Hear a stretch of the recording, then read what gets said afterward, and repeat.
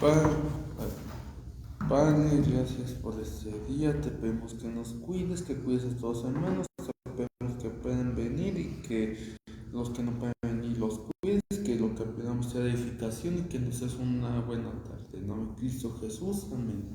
Amén. Amén. Bien, vamos a iniciar la lección 36. La lectura solo son 8 versículos. Siete. Es Hechos 17, 22 al 29. Vamos a ver, empezamos con Abisaí. Entonces Pablo, poniéndose en pie en medio del areópago, dijo: varones atenienses, percibo que ustedes son muy religiosos en todo sentido. Porque mientras pasaba y observaba los objetos de su adoración, hallé también un altar con esta inscripción: al Dios desconocido, pues lo que ustedes adoran sin conocer, esto les anuncio yo. El Dios que hizo el mundo y todo lo que en él hay, puesto que es Señor del cielo y de la tierra, no mora en templos hechos por manos de hombres, Ni es servido por manos humanas como si necesitara de algo, puesto que Él da a todos vida y aliento y todas las cosas. De uno solo Dios hizo todas las naciones del mundo para que habitaran sobre toda la superficie de la tierra, habiendo determinado sus tiempos y las fronteras de los lugares donde viven. Para que buscaran a Dios y de alguna manera, palpando, lo hallen, aunque Él no está lejos de ninguno de nosotros.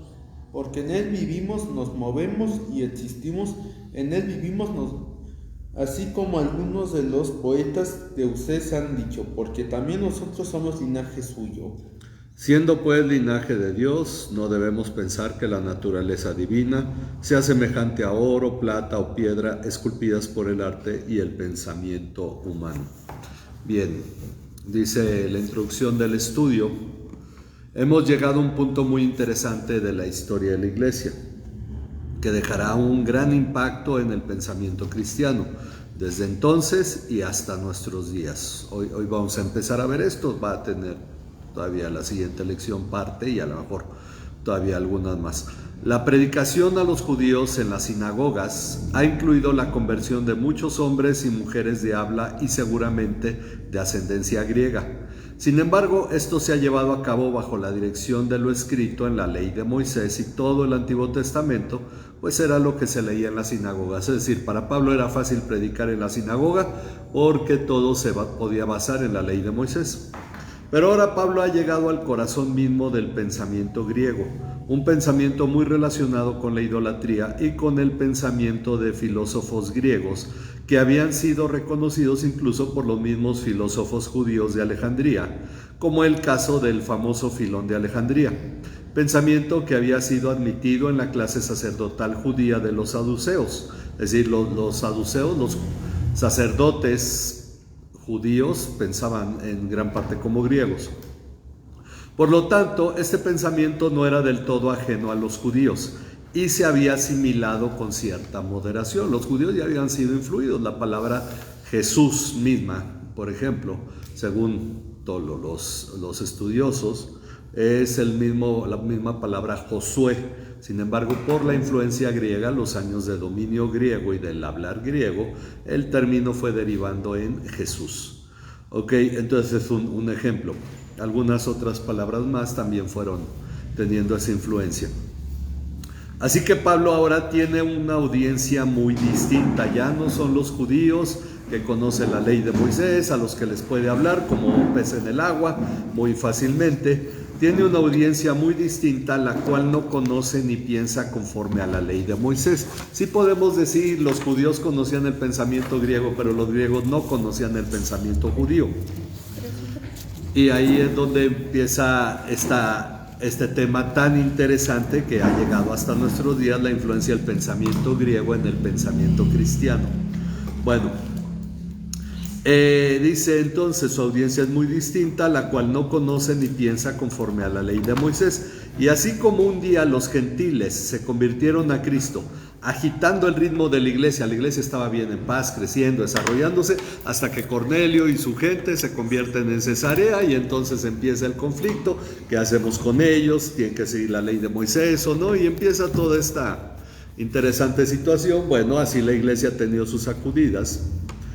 Ahora el naciente pensamiento cristiano, que ya hemos dicho no es judeo-cristiano, es simplemente cristiano, se enfrentará al antiguo y muy desarrollado pensamiento griego. Ok, es decir, Pablo es de los primeros que está desarrollando el pensamiento griego, así como Moisés desarrolló la escritura hebrea, que no existía hasta Moisés, y la desarrolló. Ahora Pablo está desarrollando el pensamiento griego, sobre todo sus cartas son la gran base para el pensamiento griego y entre las demás, pero principalmente las de él, del pensamiento cristiano. Entonces dice, ahora se va a enfrentar el naciente pensamiento cristiano al antiguo y muy desarrollado pensamiento griego. Ya hablamos de los epicúreos, los estoicos la semana pasada, pero qué interesante que los cristianos de Berea, los judíos de Berea, que estaba ya en Grecia, en Macedonia, pues ellos llevaron todo el punto al análisis de la Biblia y ahora Pablo llega a la discusión con los griegos. Bueno, la predicación en el Areópago, Hechos 17, 22 al 29, ya lo leímos, dice, Pablo está en el Areópago, rodeado de personas interesadas en escuchar lo que él ha predicado en la plaza. Recuerden que él no se limitaba solo a la sinagoga, sino que sentía la necesidad de hacer más que en las demás ciudades. Fue con los judíos a la sinagoga, no hubo tal respuesta como en otros, que en la primer reunión a la que fue se convirtieron muchos judíos y griegos y mujeres nobles, y no, ahora no pasa eso. Él predica también en la plaza. En la plaza es donde se da a conocer, es donde discute con los, se me fue ahorita el nombre. Los filósofos. Sí, con los filósofos, los epicúreos, los estoicos. Ok, dice, y para tener una idea más clara de la situación, el Areópago, que no es aerópago porque no es al aire libre, aunque sí lo es, pero no por eso se llama así. Areópago viene del griego areios pagos, de ahí viene areios pagos, literalmente significa roca de Ares, mejor conocida como la colina de Ares. Es decir, el término literalmente significa la roca de Ares. La ciudad era una colina conocida como la colina de Ares. Ares en honor al dios griego de la guerra, que para los romanos se llamaba Marte, para los griegos era Ares. Por eso es Areópago, ¿ok? La colina de Ares. Ok, este era el lugar donde se reunía la corte suprema de Atenas. Los griegos siempre fueron de grandes cortes, cada ciudad griega. Entonces en la ciudad de Atenas, la corte para todas las decisiones, todo se reunía en el Areópago. La Corte Suprema de Atenas para dictar sus fallos. Ok, lo pueden ver, ahí están las referencias de donde tomamos esto. Esto habla de la importancia que los atenienses le dieron a la enseñanza de Pablo. Es decir, resultó tan importante que lo llevaron al Areópago, y entendemos porque algunos dudan que quizás haya sido delante de todas las grandes autoridades de Atenas. Algunos dudan que haya sido así y que solamente los epicúreos, los estoicos aprovecharon para esto, pero ellos ya habían dicho este palabrero, ya lo habían menospreciado, como que más bien sí fueron las autoridades quienes lo llevaron al Areópago. Y entonces dice, esto habla de la importancia que los atenienses le dieron a la enseñanza de Pablo, tal vez para evaluar si esta nueva y extraña filosofía para los habitantes de la ciudad les representaba un problema. Porque recuerden, lo dijimos la semana pasada, los griegos que se deleitaban y solo estaban interesados en oír algo nuevo, cuando oyen a Pablo dicen, caray, a ver, espérate, ese sí va en serio, porque esto sí nunca lo habíamos oído.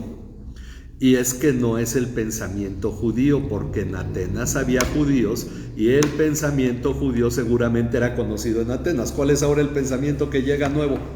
El humanismo. El cristiano. El pensamiento cristiano no es el pensamiento judío, por eso hacemos mal cuando hablamos del pensamiento judeo-cristiano. Hay que entender una enorme diferencia. Bueno, ok, entonces ya vemos el versículo 22, dice, entonces Pablo, poniéndose en pie en medio del Areópago, dijo: varones atenienses, percibo que ustedes son muy ¿qué? Religiosos. Muy religiosos. Podría ser que eso es positivo o negativo. Bueno, para Pablo era negativo, pero él no los está agrediendo porque ellos se conocían muy religiosos y Pablo les reconoce eso, que en cierto modo podría ser un halago en la mente, en el corazón de ellos. Nos está diciendo religiosos porque lo somos, tenemos mucha fe. Ok, son muy religiosos, y después incluso lo incrementa diciendo en todo sentido, son muy muy religiosos, ok, entonces en todo sentido. Es interesante que aunque los atenienses estaban muy involucrados en la filosofía, eran también muy religiosos. Miren, Sócrates se burlaba de la religión. Se me va el nombre Jenofanes de Colofón incluso escribió un poema para burlarse de los dioses, diciendo: los dioses en realidad son el reflejo de los seres humanos, porque si los caballos tuvieran dioses, serían caballos, y si los burros tuvieran dioses, serían burros, y si así como los rubicundos, o sea los rubios más al norte, los bárbaros, tenían dioses rubios, y así como los africanos tenían dioses morenos y chatos, así también los caballos tendrían dioses como caballos y los burros dioses como burros, porque lo toman todo como una imagen. Ok, interesante la observación de Jenofanes, porque entendemos por qué nosotros nos podemos ver a Jesús reflejado en manos. Se habla de la boca de Dios, la mano de Dios, los ojos de Dios, porque somos la imagen de Dios. Es decir, aquí es inverso, nosotros fuimos creados a imagen de Dios, y por eso cuando hacemos algo respecto de Dios, lo consideramos, o la Biblia, cuando toma un antropomorfismo, en realidad está tomando una imagen de Dios a la que nosotros fuimos creados. Bueno, pero hablando de esto, los griegos, a pesar de que eran muy filosóficos y eso les hacía sentirse por encima de la religión, dice, eran también muy religiosos, algo muy característico de la naturaleza humana. Pues incluso en nuestra desarrollada cultura, cuando dicen: no, es que la religión es para los pueblos incultos y que trataban de explicar las cosas del universo y que ahora nosotros conocemos la ciencia y todo eso.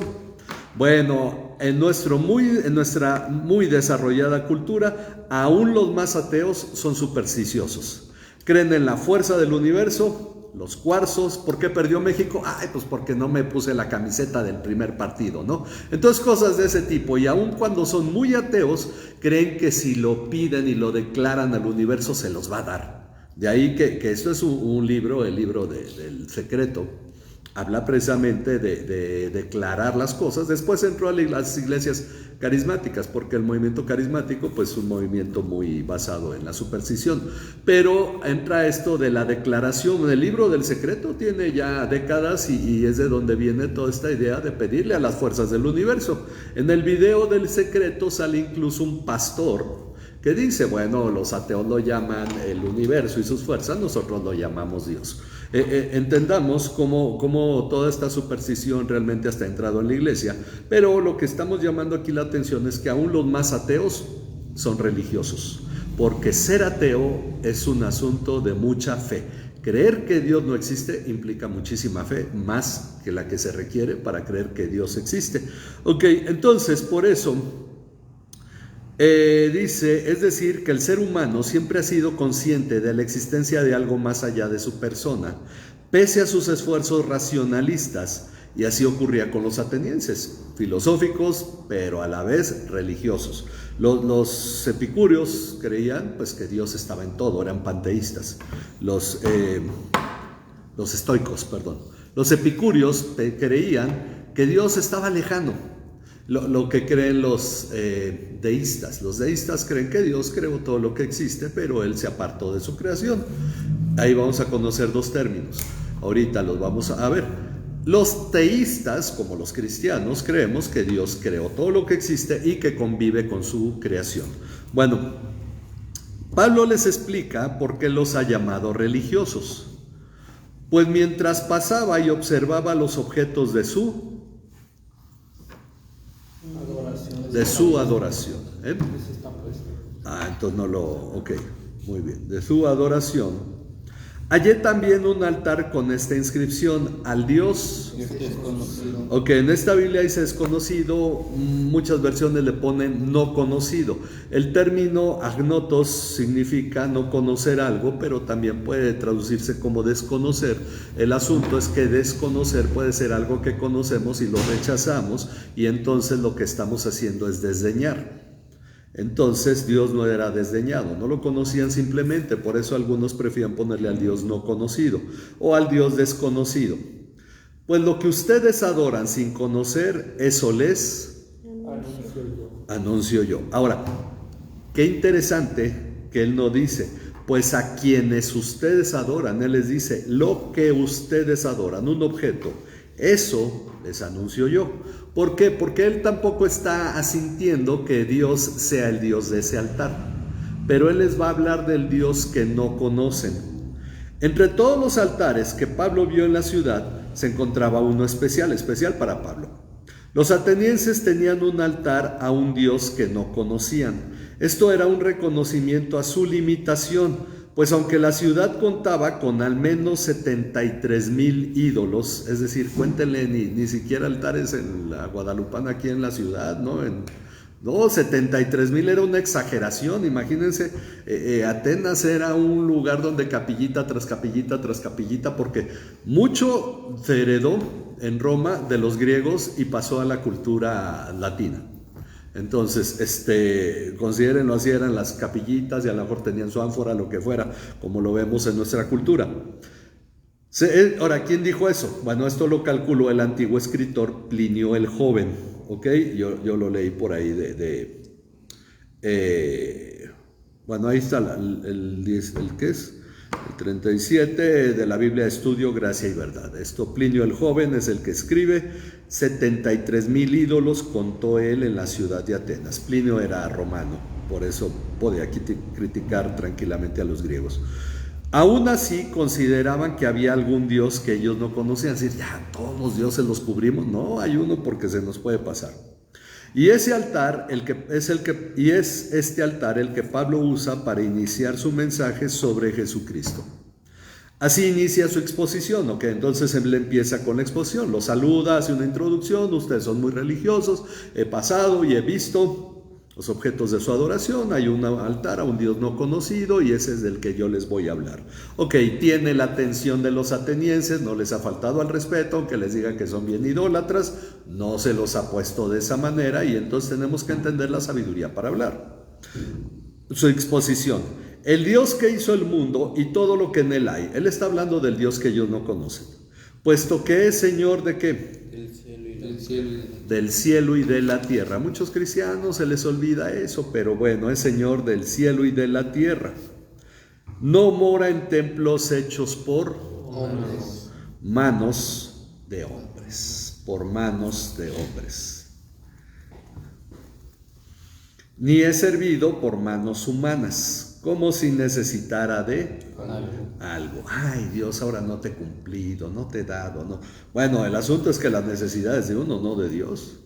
Si uno no da a Dios, el que padece es uno, pero Dios es Dios y tiene todo lo que siempre ha tenido, y el dominio, el honor, la gloria siempre. Él no tiene necesidad de ser servido por manos humanas, ni mora en templos hechos por manos de hombres. Muy semejante al discurso de Esteban. Puesto que Él da a todos vida y aliento y todas las cosas. Ok, qué interesante, porque Pablo no solo dice Él no necesita de nada, sino que Él es el que da todo. Y entonces acaba de voltear las cosas. No somos nosotros los que le damos a Dios, sino Dios el que nos da a nosotros. El mensaje inicia con la presentación de este Dios no conocido como el creador de todas las cosas y por consecuencia es Señor de todas ellas, incluido el diablo. El diablo es una creación y Dios está por encima de ello. Muchos cristianos tienen revueltas las ideas y piensan que hay cosas que están a la par y que Jesús está peleando con el diablo y que uno estira para el infierno, el otro para el cielo, y no pasa eso. Dios es Señor de todas las cosas y Él las creó todas. Por lógica, siendo su creador y Señor, no depende de sus criaturas para tener un templo en el cual habitar o para recibir algún servicio. Esto es lo que se conoce como trascendencia. Vamos a ir subrayenlo. Trascendencia es el hecho de que Dios está por encima de su creación. Dios es trascendente respecto de su creación, pues no depende de ella. Si no le alabamos, Dios sigue siendo el Dios eterno, poderoso, glorioso, digno de toda honra y gloria, aunque no se la demos, y no le falta nada. Muchos cristianos dicen, es que si no lo hago yo, ¿quién lo va a hacer? Dios no va a poder.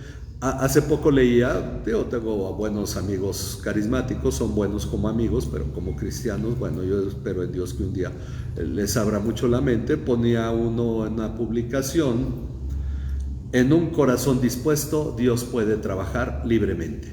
Pues también en el no dispuesto.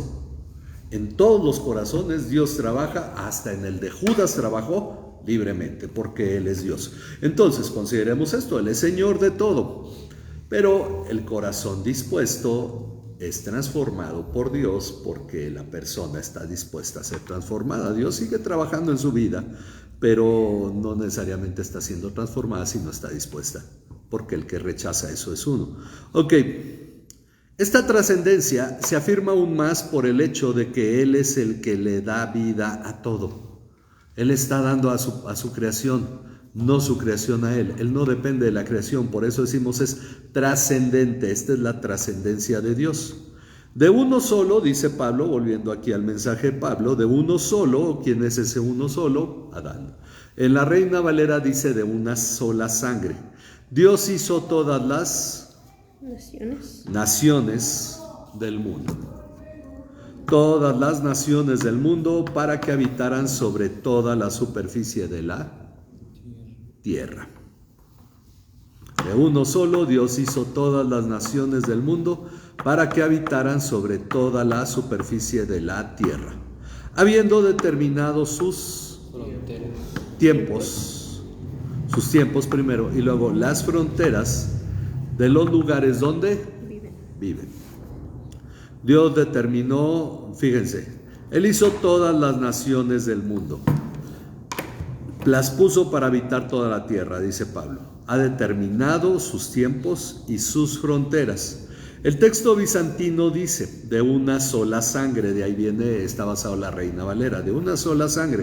Mientras que el texto Nestlé Aland, el que sobre todo toma mucho el texto crítico griego.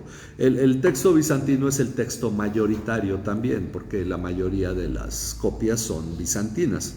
Van de acuerdo a de una sola sangre, pero está el texto crítico griego también.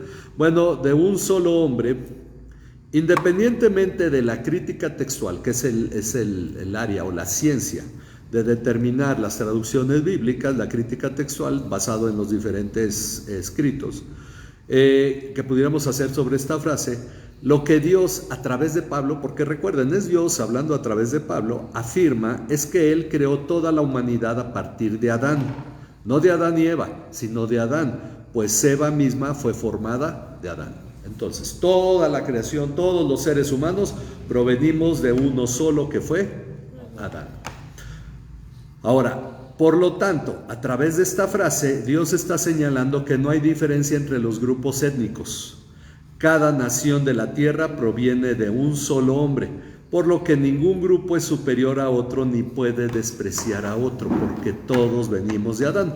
A mí me llama la atención, leí un libro hace muchos años, una novela mexicana, y ya no me acuerdo cómo se llamaba, pero decía un hombre que se había perdido, según esto se había muerto, pero en realidad lo habían llevado a otra parte y ahí estuvo enfermo. Y entonces salieron familiares y todo que querían su herencia, y porque el hombre no tenía hijos ni nada, y al final del libro dice, cuando aparece el hombre, dice, familiar yo de esto, si somos familiares será por parte de Adán y Eva. Entonces, es un concepto, es cierto, todos somos familiares por parte de Adán y Eva. Entonces, aquí de uno solo o de una sola sangre, Dios hizo todas las naciones de la tierra. No hay diferencia. El cristiano tiene que tener esto bien asimilado para no andar hablando de etnias ni de razas. la raza negra, la raza latina. Y sobre todo, miren, aquí es donde esa supremacía que han tenido los europeos que tuvieron y muy reformados, los holandeses, por ejemplo, muy reformados, ¿no? Tenían prohibido predicarle a los indígenas americanos cuando vinieron, porque traían de África y vendían gente y se dedicaban al comercio de personas. Y sabían esto, ellos leyeron Génesis capítulo 1, pero no les importaba. El asunto es que todos los seres humanos y todos los grupos étnicos vienen de uno solo, entonces no puede haber supremacía en ninguno. Y ahorita, como tienes el conflicto de Estados Unidos, que también resalta el hecho de que muchos cristianos, supuestos cristianos anglos, porque ahí también se distinguen mucho por todo ese tipo de cosas, tienen muchos problemas en entender que todos los seres humanos provienen de uno solo y que Dios establece las fronteras. Finalmente, si la gente pasa unas fronteras, tiene algo que ver con Dios, pero no están razonando como cristianos. Bueno, el punto aquí entonces es que el cristiano no puede ser racista, porque el cristiano solo cree en la raza humana, punto. No hay más racismo. ¿Cuál es la diferencia? Ok, de acuerdo a las características climáticas, la manifestación genética se fue dando, pero no hubo nueva información genética, ya estaban ahí todos los cromosomas, el ADN, y finalmente fue surgiendo y se fue modificando por las cuestiones climáticas, si te da mucho sol, si te da poco sol, si etcétera, si provienes de alguien más claro y empiezan los genes a reforzarse algunos, a debilitarse otros. Eso es una cuestión que Mendel y toda la genética dejó muy, muy claro. Pero no viene nueva información genética, por eso no hay evolución. Se tiene una información que sobresale por encima de otra, que ahí queda. Genes recesivos y genes dominantes. ¿Ok? Entonces es un asunto en el que entendemos que no hay razas humanas, hay una raza humana. Por eso aquí decimos, por esa razón el cristiano, bueno, ni aún los judíos pensaban de esta manera, ellos se sentían diferentes, pese a tener el relato de la creación.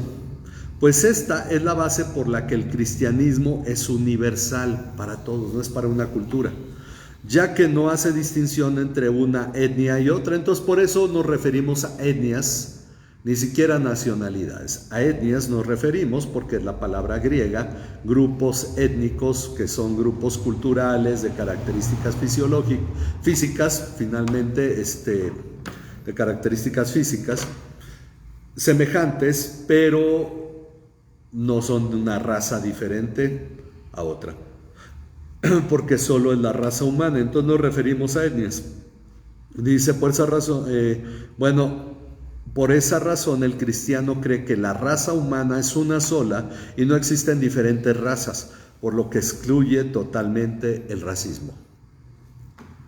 Por eso yo creo que en el capítulo, cuando habla de la iglesia de Antioquía, había profetas y maestros en la iglesia de Antioquía, y nos da los nombres. Había uno llamado Lucio, al que llamaban Níger, o el negro, pues era un morenazo. Entonces, ya en esos tiempos había toda esta combinación finalmente, y lo mismo tenemos ahí al secretario, al eunuco etíope de Cambises, ¿no? Escuchando el evangelio. No hay distinciones en ningún sentido en todo eso. Bueno, ok, entonces esto es una parte importante de entender el mensaje de Pablo. Dice, además el lugar y el tiempo de cada nación está determinado por Dios, quien concede a un pueblo su territorio y su desarrollo en un momento determinado. Esto en el Antiguo Testamento lo vemos constantemente. El que le da la tierra a un cierto pueblo es Dios, y el que de pronto deja que otro pueblo domine, un pueblo domine sobre otro, es Dios también. Mucho tiene que ver con lo que dice él a través de Ezequiel, porque más de, no sé cuántas veces sean, pero yo creo que serán unas 30 veces, dice, así sabrán que yo soy Dios, el Señor.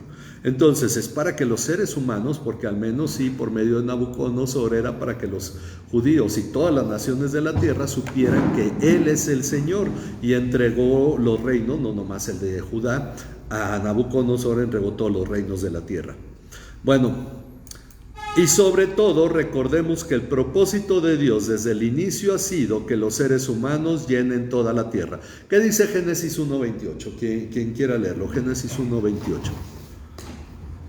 Porque creo que aparte de Colosenses 3 es el único que tengo para hoy. Génesis 1:28. 1:28. Dice: Dios los bendijo y les dijo: sean fecundos y multiplíquense, llenen la tierra y sométanla, ejerzan dominio sobre los peces del mar, sobre las aves del cielo y sobre todo ser viviente que se mueve sobre la tierra. Llenen la tierra y sométanla. Un aspecto importante porque ahora, hay que cuidar esta tierra porque someterla también significa cuidarla. El problema de los naturalistas o de los ecologistas actualmente es que entienden al ser humano como un parásito que destruye la tierra y que hay lugares que no debería habitar, pero Dios dice llenen la tierra porque mientras están los esquimales en el norte, en la tundra, y están los beduinos en el Sahara, en lo cálido, el ser humano se ha extendido por todos lados, hasta incluso hay gente viviendo en la Antártida porque hay misiones permanentes de científicos en la Antártida, ¿verdad? Y cuando se congela el Ártico también van y ponen sus campamentos, etcétera. Bueno, el ser humano está en todas partes de la tierra, ¿no? Es como decía un amigo, uno va por ahí trepando, aquí en México, uno va de excursión, va trepando un cerro, le cuesta mucho trabajo, y ya que llega hasta arriba está la señora de las quesadillas, ¿no? Entonces, uno se encuentra de todo, ¿no? En todos lados hay personas. Bueno, y todavía nos falta porque dicen que de acuerdo al nivel de población que hay en la ciudad de Nueva York, en los edificios, si se toma toda la población del mundo, de todo el planeta, y se pusiera en esa misma cantidad demográfica, en Alaska caben todos los habitantes de la Tierra, porque la Tierra aún puede contener y sustentar 10 veces más la población que existe, que somos cerca de 8,000 millones de personas. ¿Ok? Entonces, Dios dice, llenen la tierra, sojúzguenla, el que da vida y sustenta a todos es Dios. Por eso la tierra puede albergar todavía más gente. Si existe hambre es por las guerras, porque mientras en una parte la gente está muriendo de hambre, en otro lado están desperdiciando comida y desperdiciando cosechas. Bueno, esto tiene una finalidad, y de hecho lo que ya habíamos dicho, ¿cuál es la finalidad de establecer los tiempos, los límites, que Dios dé vida a todos, de todo lo que acaba de decir Pablo? ¿Cuál es la finalidad? Que todos los pueblos busquen a Dios.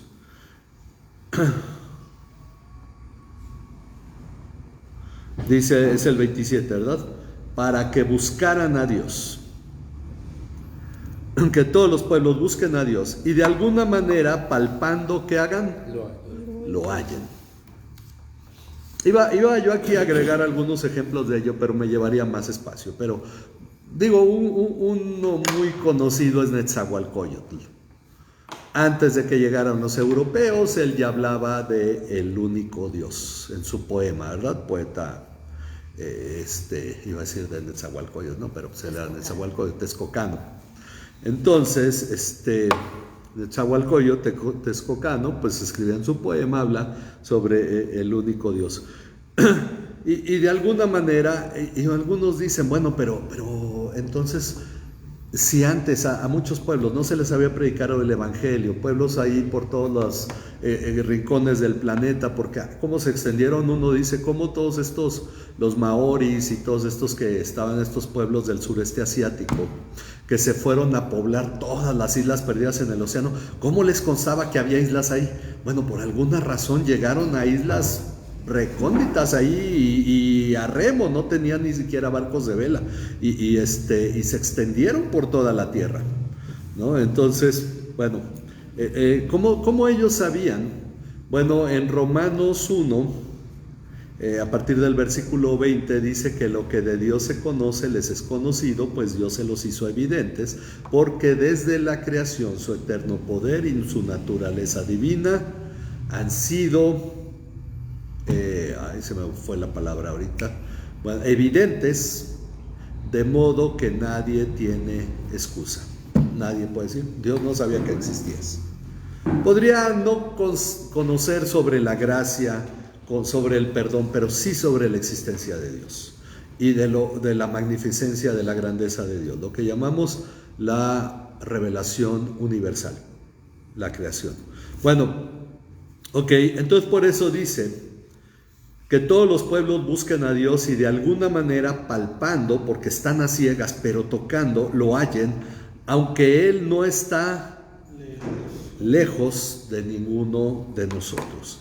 ¿Por qué lo podrían hallar? Aún esos pueblos recónditos por allá en estas islas, en el sureste, allá muy escondido, donde el Evangelio llegó 1500 años después de Cristo y todos los siglos previos. Bueno, porque Dios no está lejano de ninguno. Ok, el propósito de Dios para la humanidad siempre ha sido la comunión con Él. Porque además hay una cosa, tenían el relato de la creación todos, porque todos, si provienen de Adán, también provienen de Noé, provienen ya sea de Sem, de Cam o de Jafet. De ahí viene la palabra semítico o semita. Sem, Cam o Jafet, 3 líneas que provienen de Noé, y los relatos se van trasladando unos a otros. Entonces el problema es que muy pronto se olvidó la humanidad de Dios. Bueno, y cuando se olvidó, en Babel ya no se acordaban de Dios y no querían tener comunión, no les interesaba tener comunión con Dios. Entonces el propósito de Dios siempre ha sido tener comunión con la humanidad, por lo que Él siempre ha estado cercano, para que de la manera que sea los hombres le hallen. Esto significa que, a pesar de ser trascendente, ya lo vimos, la trascendencia de Dios por encima de su creación, no dependiente de ella, es decir, que Dios está más allá de su creación, también es inmanente. Ahí está el otro término, ahí si lo quieren subrayar, Dios es inmanente.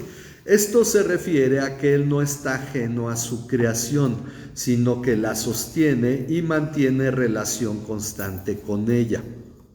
Dios es trascendente, pero también es inmanente, habla a su creación.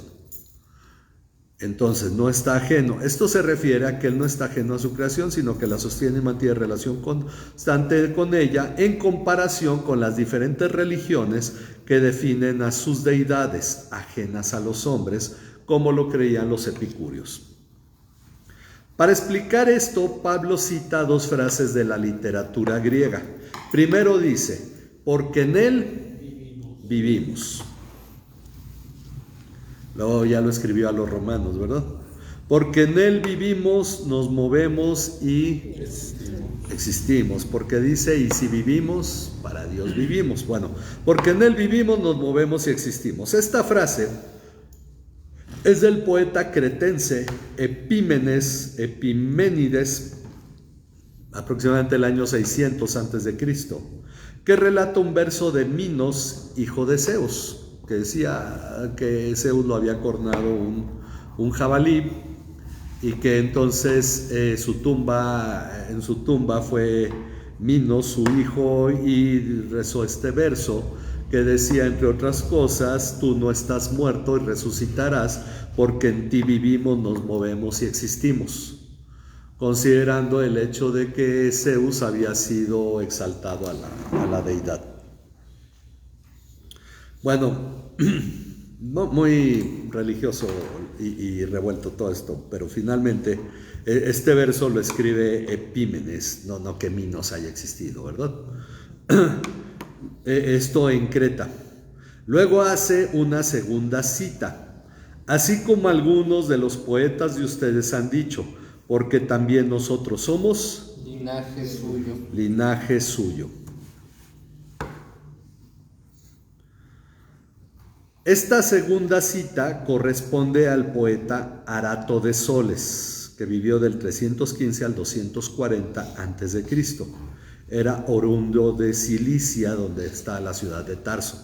Entonces seguramente Pablo leyó alguna, siendo joven, ¿no?, de esta literatura, pero era literatura griega finalmente. Y aunque ambas citas se refieren a Zeus, porque Pablo lo está aplicando a Dios, pero se refieren a Zeus, Pablo las usa para demostrar que también los griegos estaban conscientes de la presencia de este Dios al que no conocían. Por lo tanto, usa ambas citas para llevarlos a reflexionar. Entonces, él los usa ¿para qué? Para decirles lo siguiente. Siendo pues linaje de Dios, si somos linaje de Dios, como lo dijo uno de los poetas, bueno, somos linaje de Dios, no debemos pensar que la naturaleza divina, la naturaleza divina, sea semejante a oro, plata o piedra esculpidos por el arte. O sea, yo veo ahí una figura, ese no puede ser un Dios, porque ese Dios debe estar vivo, debe tener algo que es diferente al mineral. Esculpidos por el arte y el pensamiento humano. Ya lo había dicho Jenofanes de Colofón, pensando él que los dioses son inventos de los hombres.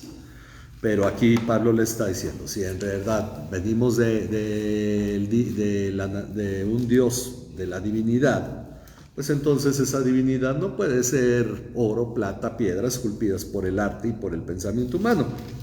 Aquí Pablo les hace considerar el hecho de que la naturaleza divina no puede limitarse a lo material y a lo que el hombre puede manipular o crear, sino, y hoy en día también esto debería entenderlo la gente, ¿verdad? Sino que al igual que los seres humanos, la divinidad es personal e individual. No panteísta como lo creían los estoicos, quienes veían un Dios en cada cosa. El panteísmo, pan es todos. Entonces, panta es todos y teísmo. El panteísmo es el que habla de que Dios está en todos.